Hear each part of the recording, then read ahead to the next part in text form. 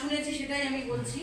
উনি বললেন যে তোমরা ডাউনলাইনকে কখনো সবসময় তোমরা আপলাইনের উপর ভরসা করবে না। হ্যাঁ, যে আপলাইনই সব আমাদের করে দেবে, আপলাইনই সবসময় যে বসে থাকবে, হ্যাঁ আপলাইনই আমাকে করতে হবে, আপলাইন ভরসা করে থাকতে হবে যে হ্যাঁ এইটা আমি আপলাইন না হলে, ফোন না করলে আমি এই কাজটা করতে পারছি না।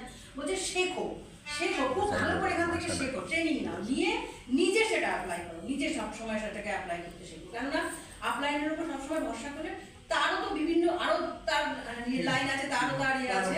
হ্যাঁ, তা বলে সবসময় তাকে নিয়ে তোমরা ভাববে না, নিজে শেখো, নিজেই এটাকে অ্যাপ্লাই করো সবসময়। তাহলে দেখবে যে এটা ব্যবসাটা তোমার দেখবে অনেক সুন্দরভাবে তোমার বেড়ে গেছে। তখন আর তোমার কারো উপর ভরসা করতে হবে না। হ্যাঁ, তুমি নিজে লিডার বানো।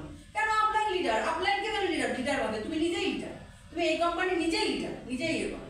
এইসব এই কথাটা উনি খুব জোর দিয়েছেন, আপলাইনের উপরটা খুব জোর দিয়েছেন এটা। আর বললেন যে আরো একটা উনি কথা বলেছিলেন, বলছে যখন আমি 11-এ ফেল করি, হ্যাঁ তখন আমি একটা বোর্ডের মধ্যে, বাবা বলেছিল তোর দ্বারা কিছু হবে না, হ্যাঁ তুই কিছু করতে পারবি না।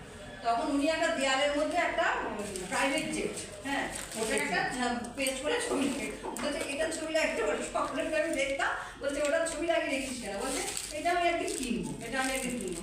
বাবা বলে যে হাই রে, ফেল করা ছেলে, তুই প্রাইভেট জেট কিনবি, তুই এটা দেখে বসে আছিস? বলছে সেটা আমি করে দেখিয়ে দিচ্ছি বাবা। মানে এই আর এই ভিডিও যদি আপনার ভালো লাগে তাহলে অনেক অনেক শেয়ার করুন। আর আপনি যদি নতুন হন তাহলে অবশ্যই সাবস্ক্রাইব করে রাখুন। যখনই নতুন ভিডিও আমি আপলোড করব আপনার কাছে সবার আগে পৌঁছে যাবে। Thank you very much, wish you wealth, ভালো থাকবেন।